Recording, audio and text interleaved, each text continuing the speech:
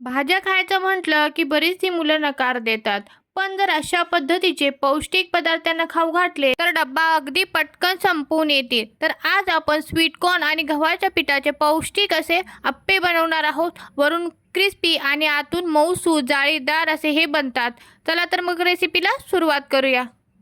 तर यासाठी मी एक स्वीट कॉर्न घेतलेला आहे. त्याचे छान असे आपण दाणे काढून घेणार आहोत. सुरीच्या सहाय्याने आपण याचे सगळे दाणे काढून घेणार आहोत. आता एका मिक्सरच्या भांड्यामध्ये घालून याला पल्प मोडवरती छान असं दरदरीत वाटण तयार करायचं. आता एका भांड्यामध्ये मी इथे 1 वाटी रवा घेतलेला आहे, अर्धी वाटी गव्हाचं पीठ आणि 1 वाटी दही घालून छान असं याला मिक्स करून घ्यायचं आहे. थोडं थोडं पाणी घालून याचं मीडियम थिक कन्सिस्टन्सीचं हे बॅटर तयार करायचं आहे. खूप जास्त पातळही नाही आणि खूप जास्त घट्टसरही नाही. आता याला छान 10 मिनिटं रेस्ट करण्यासाठी ठेवायचं आहे. त्यानंतर आपण भाज्या घालणार. यामध्ये मी गाजर, कांदा आणि कोथिंबीर घातलेली आहे.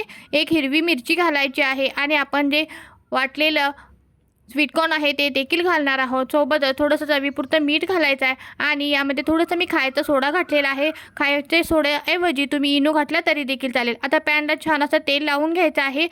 पॅन गरम झाला की यामध्ये मी थोडंसं तीळ घातलेलं आहे. याने हे आप्पे छान असे पौष्टिक बनतात. आता थोडं थोडं बॅटर घालून आपण हे छान असं दोन्ही साईडने खरपूस गोल्डन ब्राऊन कलर येईपर्यंत भाजून घेणार आहोत. तुम्ही इथे पाहू शकता अगदी क्रिस्पी आणि आतून जाळीदार असे आप्पे हे तयार होतात. अगदी सुरेख रंग देखील आलेला आहे. पाहू शकता, पाहता क्षणी अगदी खावंसं वाटेल. मुलं अगदी डब्बा संपवून येतील अशा पद्धतीचे हे आपले आप्पे तयार झालेले आहेत.